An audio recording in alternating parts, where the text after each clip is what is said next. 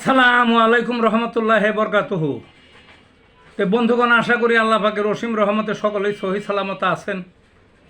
তে কবি Gazi এক্কাসালি YouTube channel 017140885009 এর পক্ষ থেকে আপনাদের সকলের প্রতি রইল একান্ত আন্তরিক শুভেচ্ছা ও ভালোবাসা।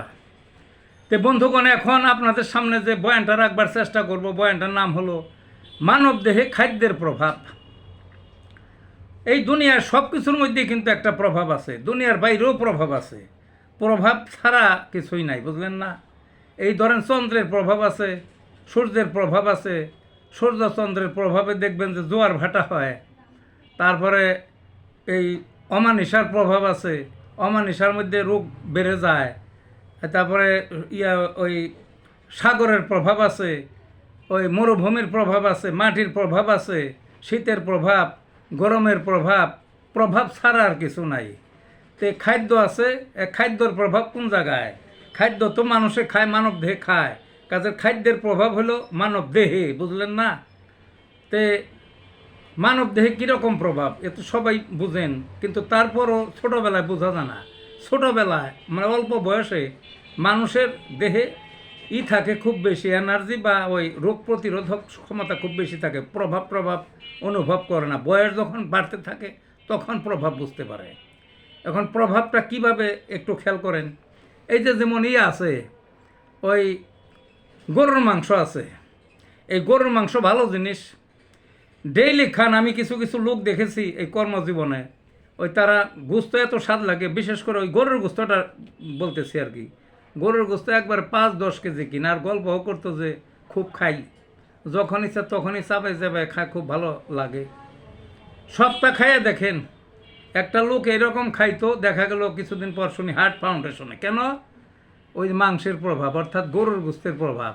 ওই হার্ট নষ্ট হয়ে যায়। নষ্ট হয় মানে ওই যে রগ টক আছে না, এগুলো তলানি জমে যায় এবং তাড়াতাড়ি ব্লক হয়ে যায়। 1 সপ্তাহ সুস্থ একটা লোকে একটা না গরুর গোস্ত একটু বেশি মাত্রায় খান, দেখবেন যে হার্টের সমস্যা করে যাবেন। এটা হলো প্রভাব। ওই গরুর গোস্ত বেশি করে খান, তারপর ওই ডিম বেশি খান, দুধ বেশি খান, দেখবেন যে শরীর গরম হয়ে উঠছে। প্রভাব প্রভাব ওই মানে রক্তের যে প্রেশারটা বেড়ে গেছে। আর সাথে সাথে আপনি মোটামুটি একটু খুঁজলে আছে, দেখবেন যে ওই খান নারিকেল, ইসে মাছ, তারপরে ওই বেগুন, সিম, এই জাতীয় খান, দেখবেন যে চুলকানি সাথে সাথে ব্যাপক বেড়ে গেছে। চোখ উদাইছে এক রুগীর, চোখ উঠছে আর কি। অনেক চিংড়ি মাছ খাওয়াই দেখবেন যে সে থাকতেই পারবে না চুলকানির চোটে। আর সাথে সাথে প্রভাব এরকম সব খাদ্যেরই, বুঝলেন না? ওই দেখবেন যে লো প্রেশার রুগী যায় অবস্থা, কঠিন অবস্থা, তখন 2টা হাঁসের ডিম ওই আপনার বয়েল করে খাওয়াই দিবেন, দেখবেন যে ঠিক হয়ে গেছে। প্রভাব খাদ্যের এইরকম সব খাদ্যের মধ্যে প্রভাব। অনেক ডায়াবেটিসের রুগী ভাত বা রুটি বেশি করে খান, অর্থাৎ ওই যে চাউলের খাদ্য আর হইল গমের খাদ্য, যাই হোক, পিঠা আঠা, ভাত খিচুড়ি, যাই যেটাই হোক, দেখবেন যে সাথে সাথে বাইরে গেছে। ডায়াবেটিসের রোগ মিষ্টি খান, মিঠা জাতীয় জিনিস খান, সাথে সাথে মরার অবস্থা এত বেড়ে গেছে, বুঝলেন না? এগুলো প্রভাব খাদ্যের, এগুলো খাদ্যের প্রভাব। কথায় বলে যে করছে ওই যে যত রোগী হোক অর্ধেক সারাই হইল ঔষধে, আর অর্ধেক সারায় পথ্যে।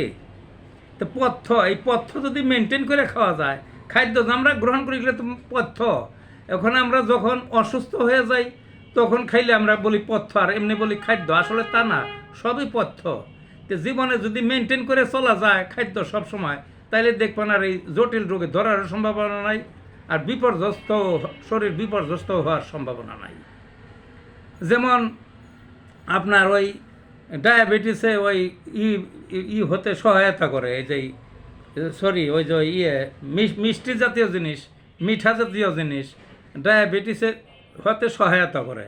তাইলে মিঠা জিনিস যদি জীবনে কম খাওয়া হয়, ওই লাল মাংস মানে গরুর মাংস, মহিষের মাংস, বা ওই অতিরিক্ত ডিম খাওয়া, অতিরিক্ত দুধ খাওয়া, এই জাতীয় মানুষগুলো দেখবেন অতিরিক্ত বেকারিজ খাওয়া, ওই হার্টের সমস্যা হয় বেশি, ব্লক কন, আর ওই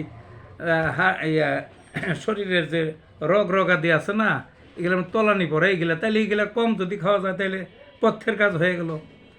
কাজেই এরকম প্রত্যেকটা জিনিস ভালো একটা শরীর আপনি বেশি করে নারকেল খান পেটটা ভরে দেখবেন যে খুজলানি শুরু হয়ে গেছে।